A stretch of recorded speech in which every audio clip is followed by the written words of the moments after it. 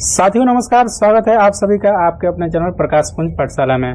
तो साथियों, मैं जीके जीएस के सेशन को बढ़ाते हुए आज के दिन आपको लेकर आया हूं मॉडर्न हिस्ट्री का इम्पोर्टेंट क्वेश्चनों को, जो कि आपके बीपीएससी के एग्जाम में, बीपीएससी टीचर के एग्जाम में, जो टीआरई 4 का एग्जाम होने वाला है उसमें, डिफेंस में, जितने भी आपके कॉम्पिटिटिव एग्जाम है सारे एग्जाम में बहुत ज़्यादा सहायता करेंगे। तो दोस्तों, अगर आप हमारे चैनल पर नए हैं तो आप हमारे चैनल को सब्सक्राइब कर लीजिएगा।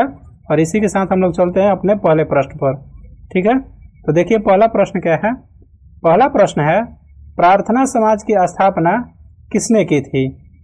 तो हमारा ऑप्शन है राजा राम मोहन राय, डॉक्टर आत्माराम पांडुरंग और एमजी रनाडे, दयानंद सरस्वती या ज्योतिराव फुले। तो इसका आंसर हो जाएगा डॉक्टर आत्माराम पांडुरंग एमजी रनाडे। ठीक है, और इसकी स्थापना कब हुई थी दोस्तों? तो आपको पता होगा कि इसकी स्थापना होती है 1867 में। किनके द्वारा? तो इन दोनों लोग के द्वारा इसकी स्थापना की जाती है। ठीक है, और कहाँ की जाती है, कौन से जगह पर पूछ दिया कभी, तो ये मुंबई में की जाती है। फास्ट रिवीजन करते चलेंगे और एक्स्ट्रा फैक्ट को यहाँ पर देखते चलेंगे। ठीक है दोस्तों, ठीक है, तो इसको मुंबई में। ठीक है, चलिए चलते हैं हम लोग अगले प्रश्न पर। और हमारा अगला प्रश्न है कि प्रार्थना समाज की स्थापना किस वर्ष हुई थी? तो जैसा कि मैंने आपको पिछले क्वेश्चन में ही बता दिया कि 1867 में। ठीक है, चलिए चलते हैं हम लोग अगले प्रश्न पर। अगला प्रश्न है कि प्रार्थना समाज की विचारधारा किस समाज से प्रेरित थी? ठीक है, तो प्रार्थना समाज की विचारधारा किससे प्रेरित थी? ऑप्शन है हमारा आर्य समाज से, सत्यशोधक समाज से, ब्रह्म समाज से, नटाल इंडिया कांग्रेस से। तो ये हमारा था ब्रह्म समाज से। किससे था? ब्रह्म समाज से। आप सभी को पता होगा कि ब्रह्म समाज के संस्थापक कौन थे? तो वो आपके राजा राम मोहन राय थे, जो कि 1828 में स्थापना किए थे। ठीक है, चलिए चलते हैं अगले प्रश्न पर। हमारा अगला प्रश्न है कि निम्न में से कौन सा प्रार्थना समाज की स्थापना का प्रेरणा स्रोत था? ठीक है, प्रार्थना समाज की स्थापना किसके प्रेरणा से हुई थी? ठीक है, कौन उसके प्रेरणा स्रोत थे? ठीक है, तो वो विवेकानंद थे, केशव चंद्र सेन थे, महात्मा गांधी थे या फिर अंबेडकर जी थे। ठीक है, तो ये आपके केशव चंद्र सेन थे। ठीक है, कौन थे? केशव चंद्र सेन। ब्रह्म समाज से संबंधित थे केशव चंद्र सेन। ठीक है, ब्रह्म समाज को बाद में दो पार्ट में विभाजित किया गया था, एक पार्ट में ये केशव चंद्र सेन थे आपका। ठीक है, चलिए चलते हैं हम लोग अगले प्रश्न पर। निम्नलिखित में से कौन से उद्देश्य प्रार्थना समाज से संबंधित है? विज्ञान शिक्षा का प्रसार, जाति प्रथा की समाप्ति, विधवाओं का पुनर्विवाह और नारी शिक्षा को बढ़ावा, या फिर औद्योगिक विकास से। ठीक है, तो इसका आपका आंसर हो जाएगा जाति प्रथा की समाप्ति, विधवाओं का पुनर्विवाह और नारी शिक्षा को बढ़ावा देना। ठीक है, ये आपका प्रार्थना समाज से संबंधित है। 4-5 क्वेश्चन लगातार प्रार्थना समाज से, अब जिंदगी में कहीं नहीं भूलिएगा आप लोग। ठीक है, चलिए हमारा अगला प्रश्न है कि ब्रह्म समाज के संस्थापक कौन थे? तो ब्रह्म समाज के आपके संस्थापक कौन थे? दयानंद सरस्वती थे, राजा राम मोहन राय थे, ज्योतिराव फुले थे या फिर महात्मा गांधी थे। ठीक है, क्विक रिवीजन करेंगे और यहाँ पर आंसर टिक करते चलेंगे और एक्स्ट्रा फैक्ट होगा जो आपको मैं बता दूंगा। ठीक है, राजा राम मोहन थे ब्रह्म समाज के संस्थापक। इनको क्या कहा जाता है? इनको भारतीय नवजागरण का दूत कहा जाता है। क्या कहा जाता है? भारतीय नवजागरण का दूत कहा जाता है। ठीक है, भारतीय नवजागरण का दूत, नवजागरण का दूत। ठीक है, और ये आधुनिक शिक्षा के समर्थक भी थे। ठीक है, ये कौन थे? आधुनिक शिक्षा के समर्थक।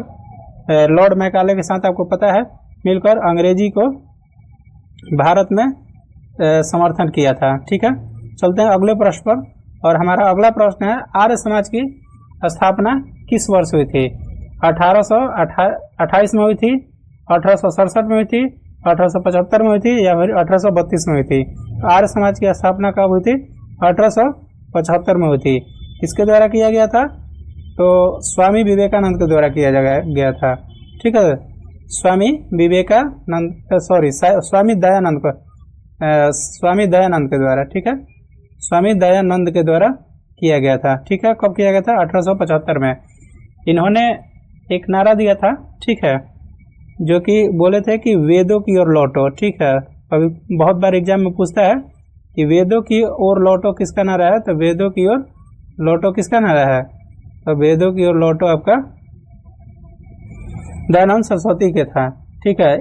दयानंद सरस्वती ही डीएवी की स्थापना किए थे, ठीक है। डीएवी जो स्कूल है, ठीक है, दयानंद सरस्वती के द्वारा, और शिक्षा व संस्कार में सुधार करने का प्रावधान था किनका, तो दयानंद सरस्वती का था, ठीक है। चलिए चलते हैं हम लोग अगले प्रश्न पर, ठीक है। अगला प्रश्न है कि सत्यशोधक समाज की स्थापना किसने की थी। ऑप्शन है हमारा मदन मोहन मालवीय, डॉक्टर अम्बेडकर, ज्योतिराव फूले या फिर आत्माराम पांडुरंग, ठीक है। तो सत्यशोधक समाज की स्थापना आपको पता है कि ज्योतिराव फूले ने किया था, और ये कब किए थे, तो 1873 में किए थे, ठीक है, 1873 में।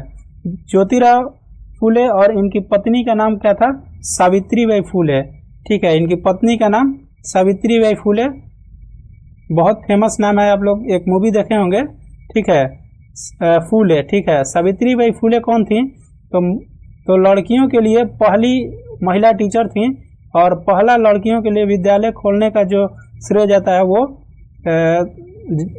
ये ज्योतिराव फूले और सावित्रीबाई फूले को जाता है, ठीक है।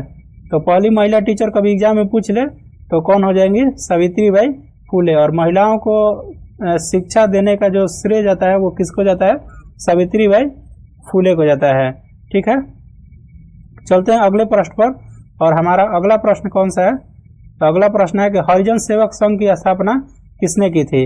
राजेंद्र प्रसाद ने, महात्मा गांधी ने, जवाहरलाल नेहरू ने या केशव चंद्र सेन ने। तो ये बहुत ही फेमस क्वेश्चन है। ये महात्मा गांधी ने, हरिजन जहां आ गया तो एक ही आदमी होंगे, वो है महात्मा गांधी, और ये कब किए थे, तो ये आपको 1932 में किए थे, ठीक है। 1932 में हरिजन सेवक संघ की स्थापना किए थे, ठीक है। और हरिजन यानी हरिजन के लिए 20,000 किलोमीटर दोस्तों, ठीक है, 20,000 किलोमीटर दोस्तों इन्होंने पैदल यात्रा किया था, ठीक है।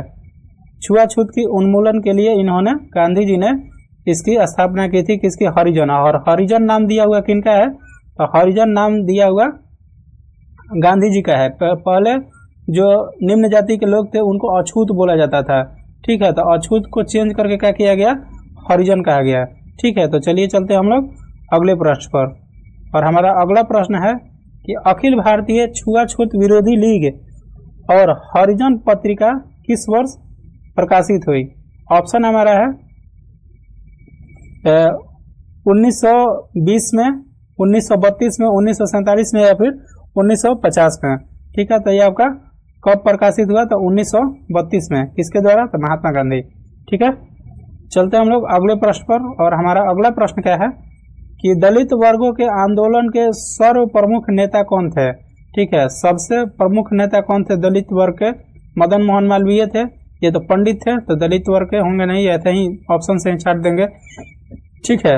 राजेंद्र प्रसाद थे, भीमराव अम्बेडकर थे, महात्मा गांधी थे, ठीक है। तो सर्वप्रथम यहाँ पर कहेगा ऐसे महात्मा गांधी थे, लेकिन सर्वप्रथम कौन थे, तो डॉक्टर अम्बेडकर थे, ठीक है। और इन्होंने, आपको पता होगा कि डॉक्टर अम्बेडकर ने पृथक निर्वाचन और साइमन कमीशन को सपोर्ट किया था दोस्तों, ठीक है। क्यों किया था, तो इनका मानना था कि मैं अंग्रेज से तो बाद में आज़ाद होऊंगा, पहले देश के अंदर जो ये निम्न जाति और उच्च जाति का जो भेदभाव है, इससे तो पहले आज़ाद हो जाए, ठीक है।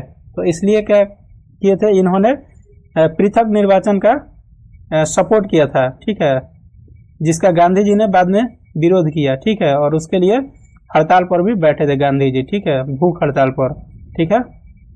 नटाल इंडियन कांग्रेस की स्थापना महात्मा गांधी ने किस वर्ष किया था, तो 1894 में, 1905 में, 1910 में या फिर 1920 में, ठीक है। तो ये आपका 1894 में किया था, ठीक है। दोस्तों हम लोग का ज्योग्राफी का क्लास चल रहा है, ठीक है, और वो आपको पूरे कॉन्सेप्ट के साथ पढ़ाया जा रहा है, और वो रोज दोपहर को उसको अपलोड किया जाता है, ठीक है दोस्तों। तो आप वहाँ पर देख लीजिएगा, बहुत अच्छे तरीके से और विश्लेषित तरीके से आपको बताया जा रहा है। जितना भी क्वेश्चन होगा आपको मैं इस पीडीएफ और पीपीटी के माध्यम से करवाऊंगा, और जो आपको कॉन्सेप्ट बताना होगा, मैंने पहले भी वीडियो में बताया था, जो कॉन्सेप्ट बताना होगा मैं आपको बोर्ड पर बताता चलूँगा। ठीक है दोस्तों, तो आप अगर हमारे वीडियो पर पहली बार आए हैं तो आप चैनल को सब्सक्राइब कर लीजिएगा और उस वीडियो को जाकर देखिएगा। आपका कोई भी सब्जेक्ट अगर प्रॉब्लम है तो यहाँ पर आपको सॉल्व कर दिया जाएगा। ठीक है, जीके जीएस से जितने भी प्रॉब्लम है आपको सॉल्व कर दिया जाएगा। ठीक है, आपको जीके जीएस में 1 नंबर नहीं छूटेगा यहाँ से। ठीक है, आपको इस तरह से आप क्वेश्चन का लेवल देखकर आपको पता चलता होगा कि पूरी तरीके से एग्जाम में आने वाला प्रश्न है। ठीक है दोस्तों, चलिए देखते हैं हम लोग अगले प्रश्न को। ठीक है, लियो टॉल्स्टॉय फर्म की स्थापना किसके साथ मिलकर किए था? ठीक है, कौन किए थे? तो वो अम्बेडकर जी गांधी जी किए थे टॉल्स्टॉय की स्थापना। और किन के साथ मिलकर? मदन मोहन मालवीय के साथ, शिल्पकार कालेन बाग के साथ, अम्बेडकर के साथ, या फिर जवाहरलाल नेहरू के साथ। ये थे शिल्पकार कालेन बाग। ठीक है, और ये कहाँ किए थे? टॉल्स्टॉय आश्रम, इसको फॉर्म आश्रम जो भी बोलिए। ठीक है, और ये किए थे आपको दक्षिण अफ्रीका में। ठीक है, आपको पता है कि गांधी जी दक्षिण अफ्रीका जाते हैं। ठीक है, एक केस लड़ने के लिए। ठीक है, और वहीं पर इन्होंने इसका इस फॉर्म का स्थापना किया था। ठीक है, चलिए हमारा अगला प्रश्न है कि दलित वर्गों को पृथक निर्वाचन मंडल दिए जाने के विरोध में महात्मा गांधी ने कब आमरण अनशन किया था? जैसे कि पिछले क्वेश्चन में मैंने आपको बताया था कि गांधी जी ने आमरण अनशन भी किया था पृथक निर्वाचन के लिए। तो वो किस तारीख को किया था? 15 अगस्त 1947 को, 20 सितंबर को, या फिर 26 जनवरी को 1950 को, या फिर आपका देखिए नीचे एक ऑप्शन है कि 2 अक्टूबर 1930 को। तो वो आपका है 20 सितंबर 1930 को। ठीक है, 20 सितंबर 1930 को इन्होंने आमरण अनशन किया था, जिससे कि डॉक्टर अम्बेडकर जो थे वो मतलब इनसे ज़्यादा सहमत नहीं थे। ठीक है, इनके आमरण अनशन से। ठीक है, इसीलिए जस्ट 4 दिन बाद आपको पता होगा कि 4 दिन बाद, ठीक है, यहाँ से 4 दिन बाद 1932 को एक पैक्ट होता है जिसका नाम है पूना पैक्ट। ठीक है ना, पूना पैक्ट। और वो किन के बीच में होता है? तो वो होता है पूना पैक्ट। ठीक है, वो किन के बीच में होता है? तो वो आपका होता है अम्बेडकर जी और गांधी जी के बीच में। ठीक है, चलते हैं अगले प्रश्न पर। हमारा अगला प्रश्न है कि गांधी जी और अम्बेडकर के बीच पूना पैक्ट, देखिए आ गया क्वेश्चन है यहाँ पर। ठीक है, तो वो आपको 24 जनवरी 1932 को होता है। ठीक है, चलते हैं अगले प्रश्न पर। स्वतंत्रता दिवस पर लाल किले पर राष्ट्रीय ध्वज कौन फहराता है? तो अभी 15 अगस्त आया था। देखिए एकदम बहुत आसान क्वेश्चन है। ठीक है, तो वो कौन फहराता है? तो वो आपको फहराते हैं प्रधानमंत्री जी। ठीक है, नरेंद्र मोदी अभी फहराए हैं। ठीक है, चलते हैं हम लोग अगले प्रश्न पर। अगला प्रश्न है कि भारत में स्वतंत्रता दिवस कब मनाया जाता है? तो ये भी कोई क्वेश्चन है। ठीक है, लेकिन थोड़ा easy to moderate to hard question का लेवल रहेगा दोस्तों। ठीक है, हर तरह का प्रश्न हम लोग यहाँ पे करेंगे। भारत में स्वतंत्रता दिवस कब मनाया जाता है? तो 26 जनवरी को मनाया जाता है। ठीक है, उसके बाद देखते हैं अंतर्राष्ट्रीय अहिंसा दिवस के रूप में गांधी जी का जन्मदिन किस वर्ष संयुक्त राष्ट्र संघ द्वारा घोषित किया गया था? कौन से साल में अंतर्राष्ट्रीय दिवस मनाने का संयुक्त राष्ट्र संघ यानी यूएनओ द्वारा कब यह घोषणा किया गया था कि गांधी जी के जन्मदिन पर विश्व अहिंसा दिवस यानी अंतर्राष्ट्रीय अहिंसा दिवस मनाया जाएगा? ठीक है, तो ऑप्शन है हमारा 2005, 2007, 2010, 2015। तो इसका आंसर हो जाएगा आपका 2007। ठीक है, डेट बता देते हैं आपको।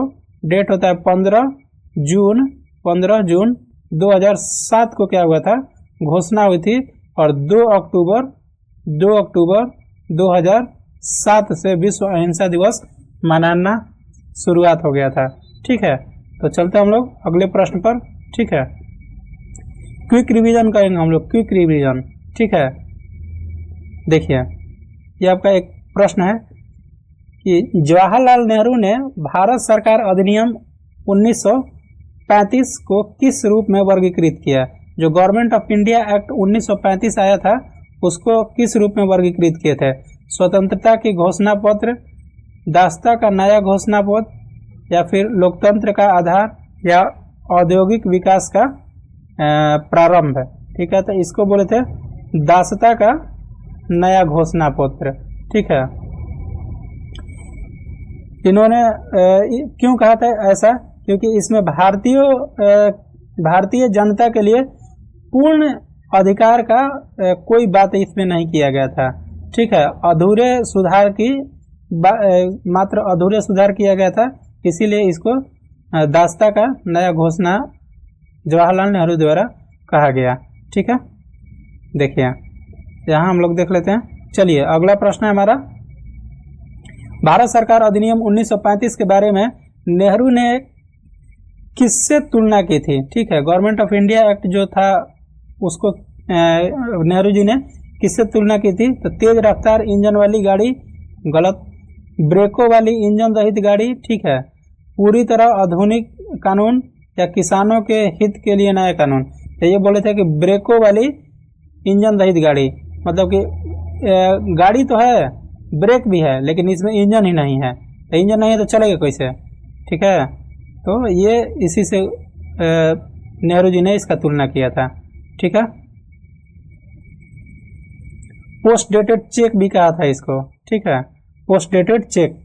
जिन्ना ने भारत सरकार अधिनियम 1935 को किस रूप में आलोचना किया था। ठीक है, जो भारत सरकार अधिनियम 1935 है, जिन्ना इसके बारे में क्या बोले थे। ठीक है, लोकतांत्रिक और प्रगतिशील, पूर्णतः सड़ा और मूल रूप से बुरा। ठीक है, राष्ट्र निर्माण का आधार व्यापार को बढ़ावा देना। तो मोहम्मद अली जिन्ना जो पाकिस्तान के राष्ट्रपति बने थे विभाजन के बाद, वो बोले थे कि सड़ा हुआ और मूल रूप से बहुत खराब। ठीक है ना, बहुत बुरा। ठीक है, इन्होंने गवर्नमेंट ऑफ इंडिया एक्ट 1935 के बारे में बोला। और एक और बात बोले थे कि नकारात्मकता को अप्रभावशाली कानून कहा था। ठीक है ना, ठीक है, नकारात्मकता और अप्रभावशाली यह कानून है। ठीक है, देखिए अब आते हैं अगले प्रश्न पर। भारत के संघात्मक सरकार की स्थापना किस अधिनियम द्वारा किया गया था। भारत सरकार अधिनियम 1919, भारत सरकार अधिनियम 1935, चार्टर एक्ट 1893 या फिर रॉलेट एक्ट 1919। तो ये आपका आंसर हो जाएगा भारत सरकार अधिनियम 1935। क्या था, संघात्मक सरकार की स्थापना की गई थी। ठीक है, चलते हैं हम लोग अगले प्रश्न पर। और हमारा अगला प्रश्न है कि भारत सरकार अधिनियम 1935 के तहत भारत से किसको अलग कर दिया गया था। ठीक है, तो भारत सरकार अधिनियम से 1935 में ये बर्मा को क्या किया गया था, अलग कर दिया गया था। बर्मा को हम लोग क्या कहते हैं, बर्मा को अभी के डेट में म्यांमार कहते हैं। ठीक है ना, ये 1935 अधिनियम के तहत इसको क्या किया गया था, अलग किया गया था दोस्तों। ठीक है, चलिए चलते हैं हम लोग अगले प्रश्न पर। फास्ट और क्विक रिवीजन करेंगे। ठीक है, जिससे कि आपको ज़्यादा से ज़्यादा प्रश्न आपके पास है और एग्जाम में आपको हिट करे। ठीक है, अब हम लोग इसी तरह से क्वेश्चन करेंगे, ज़्यादा डिटेल नहीं, क्वेश्चन के माध्यम से डिटेल। ठीक है, जो एक्स्ट्रा फैक्ट होंगे आपको बताते चलूँगा, और छोटी वीडियो होगी लेकिन आपको काम की होगी, एक भी फालतू क्वेश्चन नहीं हुआ उसमें। ठीक है, भारत सरकार अधिनियम 1935 द्वारा किन दो नए प्रांतों का सृजन किया गया था। तो बिहार और बंगाल का, उड़ीसा सिंध का, पंजाब और असम का, या फिर महाराष्ट्र और गुजरात का था। आपको पता है कि भारत सरकार अधिनियम द्वारा उड़ीसा और सिंध को किया गया था। ठीक है, तो देखिए जो सिंध था ये किस प्रेसिडेंसी से अलग हुआ था, तो ये बम्बई प्रेसिडेंसी से अलग हुआ था दोस्तों, याद रखिएगा। ये किससे अलग हुआ था, तो बम्बई प्रेसिडेंसी से अलग हुआ था। और जो उड़ीसा था, उड़ीसा आपका बिहार से अलग हुआ था। किससे अलग हुआ था, बिहार से। और ये इसका घोषणा तो यही हो गया 1935 में। ठीक है, लेकिन अलग कब हुआ था, तो 1 अप्रैल। ठीक है, 1 अप्रैल। ठीक है, ये 1 अप्रैल 1936 को क्या हुआ था, पूरी तरीके से उड़ीसा अलग हो गया था बिहार से। ठीक है, तो चलिए चलते हैं हम लोग अगले प्रश्न की ओर। और हमारा अगला प्रश्न क्या है कि 1835 के चार्टर एक्ट द्वारा क्या व्यवस्था की गई थी। तो चार्टर एक्ट के द्वारा क्या व्यवस्था की गई थी, व्यापार पर कर बढ़ाने की व्यवस्था, विधायी शक्तियों को कार्यपालिका से पृथक करने की व्यवस्था, सभी भारतीयों को मतदान की व्यवस्था, या फिर सैन्य अधिकारी की व्यवस्था। ठीक है, तो इसका आंसर हो जाएगा हमारा विधायी शक्तियों का कार्यपालिका से पृथक करने की व्यवस्था। ठीक है, चलिए चलते हैं हम लोग अगले प्रश्न पर। और हमारा अगला प्रश्न कौन सा है? तो अगला प्रश्न है कि 1854 के किस परिषद की स्थापना की गई थी? ठीक है, 1854 में किस परिषद की स्थापना? न्यायपालिका परिषद, शिक्षा परिषद, विधायिका परिषद या सुरक्षा परिषद? तो ये आपका किया गया था विधायिका परिषद। ठीक है, इसका किया गया था विधायिका परिषद, जिसमें 6 सदस्यीय सदस्य थे। ठीक है ना, कितने सदस्य थे? तो 6 सदस्य। ठीक है, इसको याद रखिएगा, कितने सदस्य थे? तो 6 सदस्य थे। ठीक है, 1854 में किया गया था। देखिए, भारतीय संसदीय प्रणाली की शुरुआत किस वर्ष हुई थी? ये संसदीय प्रणाली, जो भारतीय संसदीय प्रणाली है, इसका शुरुआत किस साल किया गया था? तो वो आपका था 1853, 54, 61 या फिर 72। तो संसदीय प्रणाली का शुरुआत आपका 1854 में किया गया था, लॉर्ड डलहौजी के समय। ठीक है, चलिए चलते हैं हम लोग अगले प्रश्न पर। अगला प्रश्न कौन सा है कि भारत शासन अधिनियम। ठीक है, भारत शासन अधिनियम 1919 को किस नाम से जाना जाता है? ठीक है, देखिए, मिंटो सुधार, मॉन्टेग्यू चेम्सफोर्ड सुधार, भारतीय स्वतंत्रता अधिनियम या फिर भारत सरकार अधिनियम। ठीक है, तो इसको कहा जाता है मॉन्टेग्यू चेम्सफोर्ड सुधार। एक इसमें मॉन्टेग्यू और चेम्सफोर्ड। चेम्सफोर्ड कौन था? तो आपका यहाँ का वायसराय और मॉन्टेग्यू यहाँ का सचिव था।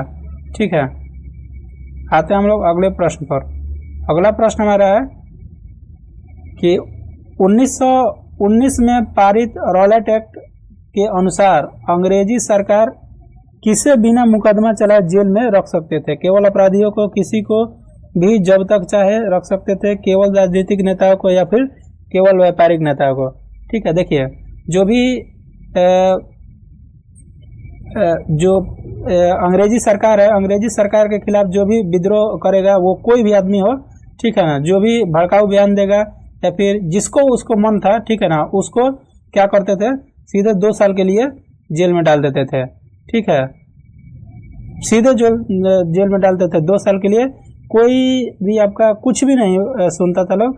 जो भी आप अंग्रेजी सरकार के खिलाफ बोलिएगा, ठीक है, उसको पता चल गया, बिना सबूत का, बिना गवाह का, बिना वकील का, बिना अपील का, कुछ भी, ठीक है, डाल देता था। तो इसको मोतीलाल नेहरू ने कहा था कि बिना वकालत, बिना अपील और बिना दलील का कानून बोला था। ठीक है, बिना वकील, बिना दलील, बिना वकालत। ठीक है, चलिए चलते हम लोग अगले प्रश्न पर। ये कौन बोला था? याद रखिएगा, मोतीलाल नेहरू बोला था। एग्जाम में तो आता है कि बिना वकालत, बिना अपील, बिना दलील का कहा जाता है, जो रॉलेट एक्ट कहा जाता है। लेकिन ये बात बोला कौन था? ये बात याद रखिएगा, मोतीलाल नेहरू, जो कि जवाहरलाल नेहरू जी के पिता थे। ठीक है,